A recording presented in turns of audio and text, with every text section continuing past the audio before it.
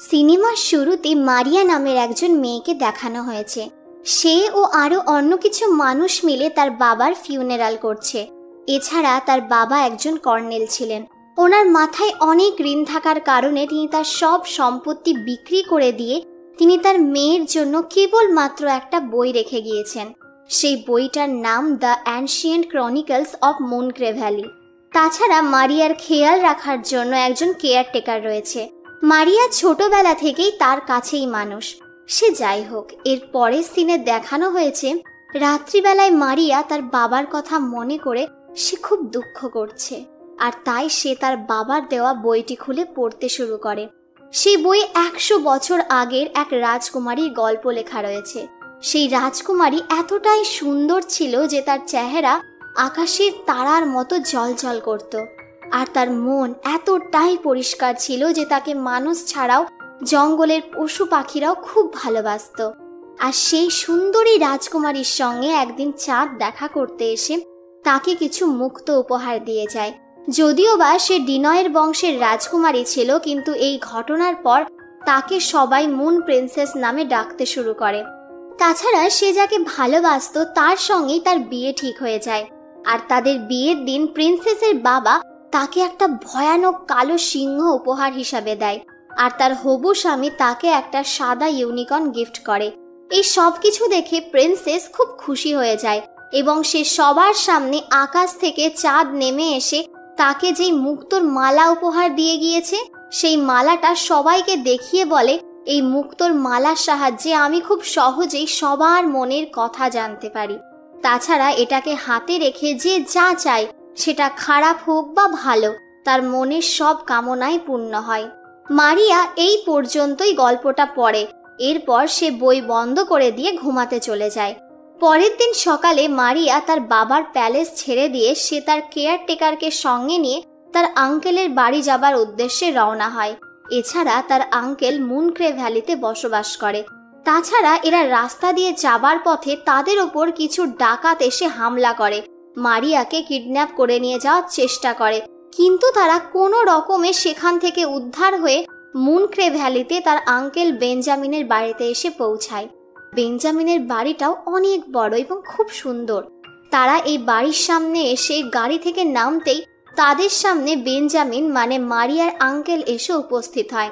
এই প্রথমবার মারিয়ার সঙ্গে তার আঙ্কেলের সাক্ষাৎ হয়। এখানে পৌঁছে মারিয়ার কেয়ারটেকার বেঞ্জামিনকে তাদের সঙ্গে রাস্তায় ঘটে যাওয়া সমস্ত ইনসিডেন্টের সম্বন্ধে জানায়, কিন্তু বেঞ্জামিন তার এই কথা ইগনোর করে তাদেরকে প্যালেসের মধ্যে ডেকে নেয়। আর তারা প্যালেসের মধ্যে ঢুকেই একটা ভয়াবহ কালো কুকুর দেখতে পায়। বেঞ্জামিন সেই কুকুরটিকে দেখিয়ে বলে, আমার এই কুকুর এতটাই শক্তিশালী যে সে যে কোনো মানুষকে মাত্র 1 মিনিটের মধ্যে শেষ করে ফেলতে পারে। এমনভাবে সে তার কুকুরের ইন্ট্রোডাকশন করিয়ে মারিয়ার কেয়ারটেকারকে তার থাকার রুম দেখিয়ে দেয় এবং সে মারিয়াকে অন্য একটা রুমে পাঠিয়ে দেয়। তাছাড়া বেঞ্জামিনের কথাবার্তা শুনে মারিয়ার তো তাকে একটুও পছন্দ হয় না, কিন্তু সে তার রুমের মধ্যে গিয়ে অবাক হয়ে যায়, কারণ তার রুমের চারিপাশের দেওয়ালগুলোয় খুব সুন্দর পেন্টিং করা আছে। পাশাপাশি ঘরের সিলিংয়েও খোলা আকাশে যেমন তারা জ্বলজ্বল করে ঠিক তেমন ডিজাইন করা আছে। এছাড়া সেখানে একটা ফায়ার প্লেসও রয়েছে। এই সব কিছু দেখে মারিয়ার মন আনন্দে ভরে ওঠে। পরের দিন সকালে মারিয়া তার বাবার দেওয়া বইটি নিয়ে বাইরে বেরিয়ে আসে, কিন্তু তখন তার আঙ্কেল সেই বইটি তার কাছ থেকে কেড়ে নেয়। তা দেখে মারিয়া তাকে বলে, আপনি এমনটা কেন করছেন? প্লিজ আমাকে আমার বাবার বইটা ফেরত দিয়ে দিন।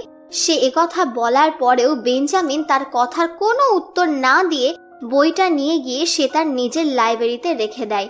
বেঞ্জামিনের এমন ব্যবহার দেখে মারিয়া তার উপর আরো বেশি রেগে যায়, আর তাই সে তার কেয়ারটেকারের কাছে গিয়ে নালিশ জানায়। তাছাড়া খাবার খেতে বসে মারিয়া তার আঙ্কেলকে আবার জিজ্ঞাসা করে, আপনি আমার বাবার দেওয়া বইটা কেন কেড়ে নিলেন? তার এই কথার উত্তরে বেঞ্জামিন তাকে ধমক দিয়ে চুপ করিয়ে দেয়। আর তাদের দুজনের এমন আর্গুমেন্ট দেখে কেয়ারটেকার তাদের দুজনকেই শান্ত করার চেষ্টা করে, কিন্তু বেঞ্জামিন তাকেও বলে, খাবার খেতে বসে কথা বলা আমার একদম পছন্দ না, তো তুমিও চুপচাপ বসে খাবার খাও। তাছাড়া মারিয়া, তোমার বাবা একজন ভীতু মানুষ ছিল। সে সবার কাছ থেকে ঋণ নিয়ে নিজে তো ঋণে ডুবে ছিলই, পাশাপাশি সে তোমাকেও ডুবিয়ে দিয়ে গিয়েছে।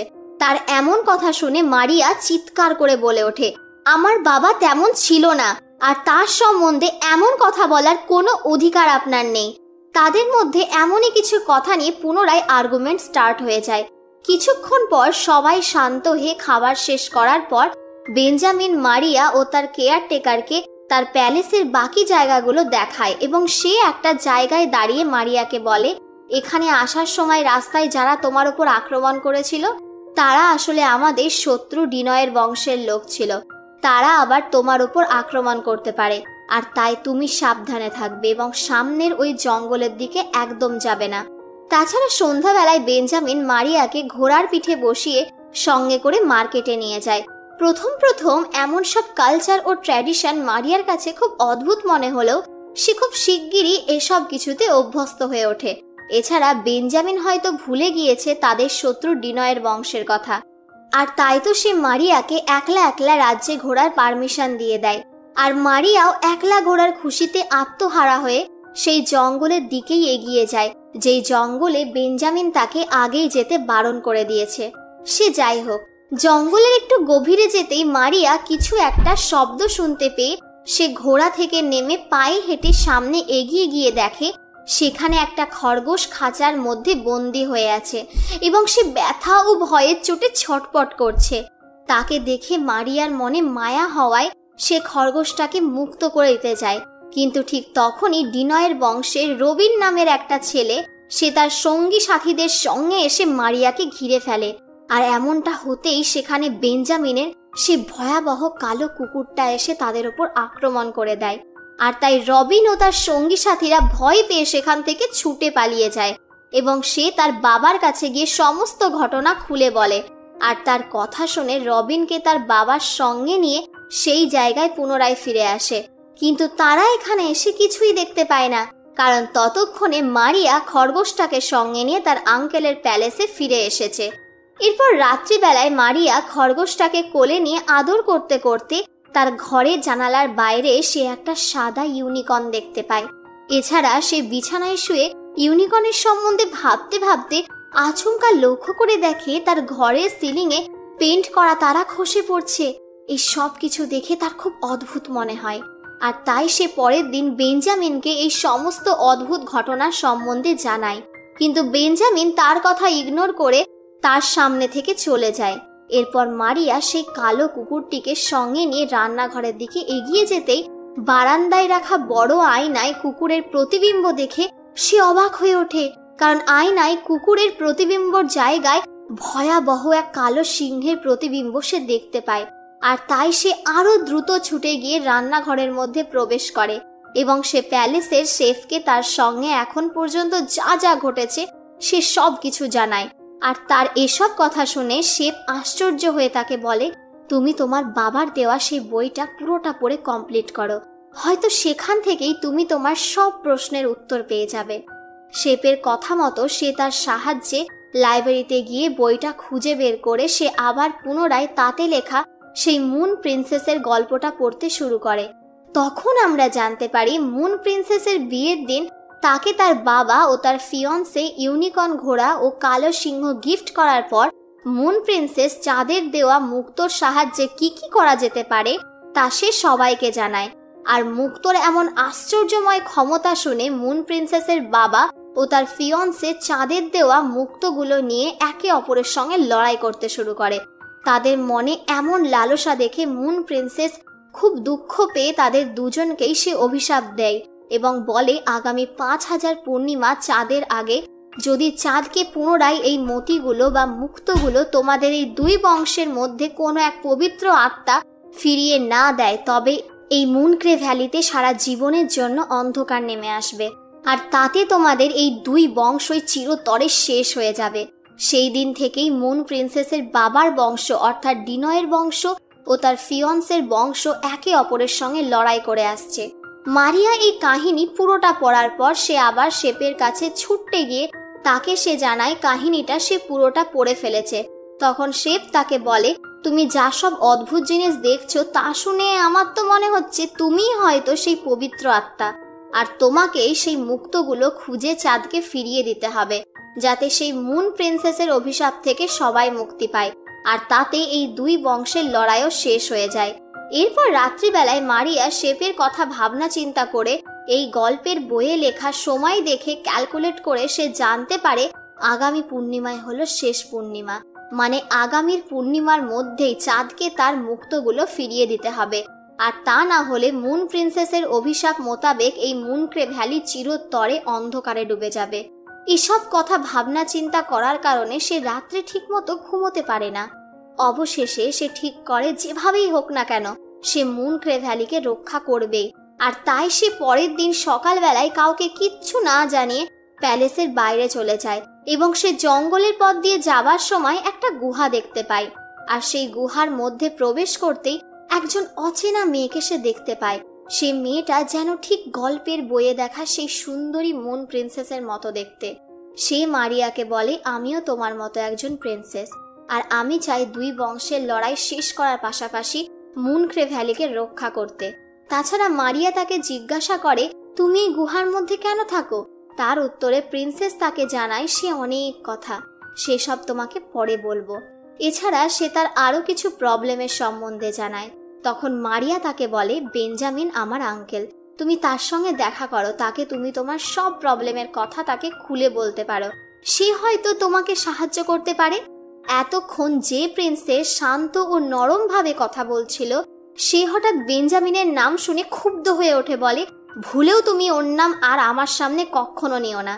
তাছাড়া এরপর মারিয়া প্রিন্সেসের কাছ থেকে জানতে পারে ডিনয়ের বংশের কাছে সেই বক্সটার আজও আছে, যেই বক্সে চাঁদের দেওয়া মুক্তগুলো রাখা আছে, কিন্তু তার চাবি বেঞ্জামিনের বংশের লোকেরা চুরি করে নিয়েছে। তারই কথা শুনে মারিয়ার হঠাৎ মনে পড়ে যায় গল্পের বই থেকে পাওয়া বুকমার্কের কথা।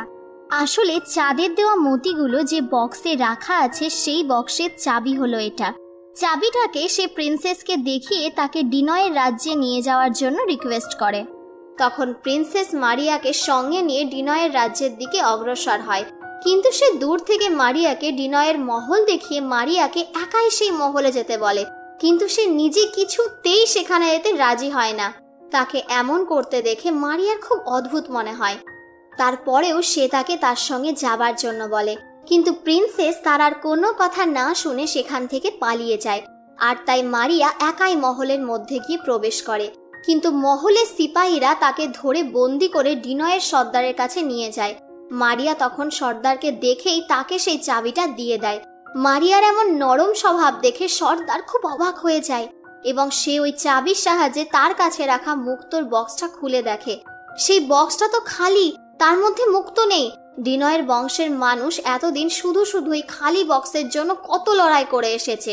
এ কথা ভেবে সর্দার বেঞ্জামিনের বংশের প্রতি আরো বেশি রেগে যায়, আর তাই সে রাগের চোটে মারিয়াকে কারাগারে বন্দি করিয়ে দেয়। অন্যদিকে বেঞ্জামিন মারিয়াকে কোনো জায়গায় খুঁজে না পেয়ে সে খুব অস্থির হয়ে ওঠে এবং তার মনে সন্দেহ জাগে, মারিয়াকে কি তাদের শত্রুরা তুলে নিয়ে গিয়েছে?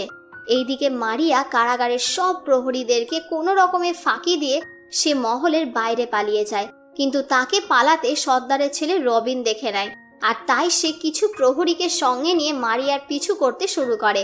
তার সত্ত্বেও মারিয়া অনেক সাহসিকতা ও বুদ্ধির জোরে সেখান থেকে পালিয়ে জঙ্গলের মধ্যে চলে আসে, আর সেখানে সে আসতেই বেঞ্জামিনের সেই ভয়াবহ কালো কুকুরটাকে দেখে নেয়, যার ফলে তারা দুজনেই সুরক্ষিতভাবে বেঞ্জামিনের প্যালেসে ফিরে আসতে সক্ষম হয়।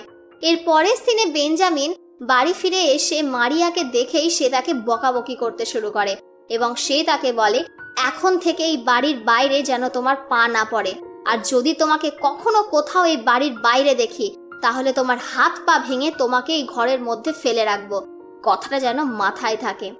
এমন ভাবে তাকে বকতে দেখে মারিয়া খুব ভয় পেয়ে যায়, আর তাই সে কিচ্ছু না বলে চুপচাপ নিজের ঘরে ফিরে যায়।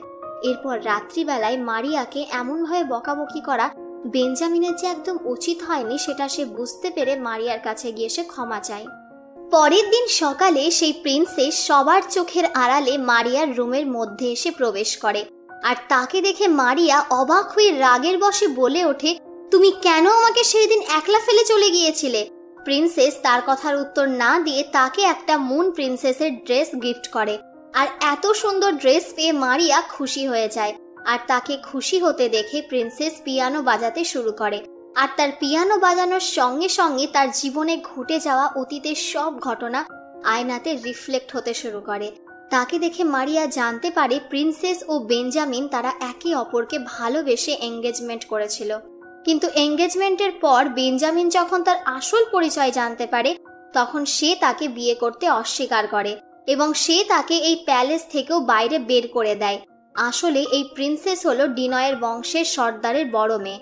তাছাড়া সে মারিয়াকে এটাও বলে বেঞ্জামিন তাকে প্যালেস থেকে বের করে দেওয়ার পর লোকচক্ষুর ভয়ে ও নিজের প্রতি ঘৃণায় সে তার বাবার কাছে ফিরে না গিয়ে গভীর জঙ্গলে একলা একলা থাকতে শুরু করে। তার এমন দুঃখের কথা শুনে মারিয়া তাকে বলে, তুমি বেঞ্জামিন আঙ্কেলের সঙ্গে দেখা করে পুনরায় সবকিছু ঠিক করার চেষ্টা কেন করছো না? তখন প্রিন্সেস তাকে বলে, আমাদের মধ্যে এখন সবকিছু শেষ হয়ে গিয়েছে আর তাই তার সঙ্গে কথা বলেও আমার কোনো লাভ হবে না। তাছাড়া এখন আমার যাবার সময় হয়ে গিয়েছে। সে কথা বলে সেখান থেকে উঠে চলে যায়। একটু পর মারিয়া তার ঘরের বাইরে বেরিয়ে এসে দেখে বেঞ্জামিনের চাকর মুন প্রিন্সেসের ছবি দেওয়াল থেকে সরিয়ে দিচ্ছে। তা দেখে সে তার কেয়ারটেকার ও শেথকে এই দৃশ্য দেখানোর জন্য ডেকে নিয়ে আসে। কিন্তু হঠাৎ তখন পেন্টিং এর মধ্যে থেকেই মুন প্রিন্সেস আসল মানুষের মতো ভিজুয়াল হয়ে ফটোফ্রেম থেকে সরে গিয়ে গভীর জঙ্গলের মধ্যে থাকা একটা গাছের ছবি সে দেখায়। আর এই গাছের ছবিটা দেখে মারিয়া বুঝতে পেরে যায় মুক্তগুলো এখন কোথায় আছে। কিন্তু অবাক করার মতো বিষয় হলো পেন্টিং এ মুন প্রিন্সেসকে আসল মানুষের মতো ভিজুয়াল হওয়া ও তার পেছনে থাকা গাছ মারিয়া ছাড়া আর কেউ দেখতে পায় না। আর এ কথা মারিয়া তাদেরকে বলার পর শেপ তাকে জানায় কেবলমাত্র রবিনই তোমাকে সেই জায়গায় নিয়ে যেতে পারবে, কারণ সে জঙ্গলের এ প্রান্ত থেকে ও প্রান্ত খুব ভালোভাবেই চেনে। তা শুনে মারিয়া অবাক হয়ে তাকে জিজ্ঞাসা করে, রবিন কেন আমাকে সাহায্য করবে? সে তো আমাদের শত্রুর ছেলে। তার এমন কথা শুনেও সবাই তাকে বুঝিয়ে রবিনেরই সাহায্য নিতে বলে।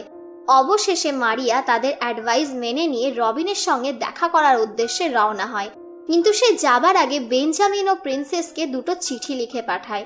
আর সেই চিঠি দুটো পড়ে বেঞ্জামিন ও প্রিন্সেস তারা দুজনেই খুব খুশি হয়ে ওঠে এবং তারা দুজনেই অনেক বছর পর একে অপরের সঙ্গে সাক্ষাৎ করে। কিন্তু তারা খুব শিগগিরই এটা জানতে পেরে যায় চিঠি দুটো তারা একে অপরকে লেখেনি। আসলে মারিয়া তাদের দুজনকে একে অপরের সঙ্গে মেলানোর জন্য এমন ফন্দিশে এঁটেছে। আর তাই তাদের মধ্যে আবার ঝামেলা শুরু হয়ে যায়। তাছাড়া বেঞ্জামিন ও প্রিন্সেস যখন জানতে পারে মারিয়া রবিনকে খুঁজতে একলা বেরিয়ে গিয়েছে তখন তারাও মারিয়াকে খুঁজতে জঙ্গলের দিকে এগিয়ে যায়। অন্যদিকে সর্দার ঈগল পাখির সাহায্যে সে জানতে পেরে যায় মারিয়া এখন কোথায় আছে। আর তাই সে তার সৈন্যদল নিয়ে মারিয়াকে হত্যা করার উদ্দেশ্যে বেরিয়ে পড়ে। এদিকে জঙ্গলের মধ্যে মারিয়া সে তার খরগোশের সাহায্যে যেন তেন প্রকারে রবিনকে একটা ফাঁদে আটকে ফেলে। তখন রবিন তাকে অনুরোধ করে বলে, প্লিজ আমাকে ছেড়ে দাও, তার বিনিময়ে তুমি যা বলবে আমি তাই করব। এই সুযোগে মারিয়া তাকে চাঁদের দেওয়া মুক্তগুলো খুঁজতে তার সঙ্গে যেতে রাজি করিয়ে নেয়। ওইদিকে আবার প্রিন্সেস ও বেঞ্জামিন জঙ্গলে মারিয়াকে খুঁজতে এসেও তারা একে অপরের পার্সোনাল ঝগড়া চালিয়ে যায়। এদিকে মারিয়া ও রবিন জঙ্গলের মধ্যে মুক্ত খোঁজার জন্য এদিক ওদিক যেতে শুরু করে। কিন্তু এরই মাঝে ডিনয়ের বংশের কেউ একজন এসে রবিনকে কিডন্যাপ করে নিয়ে চলে যায়। আর তাই মারিয়া আবার একলা হয়ে পড়ে। তবুও সে ভয় না পেয়ে গভীর জঙ্গলের মধ্যে একাই সেই গাছটা খুঁজতে শুরু করে।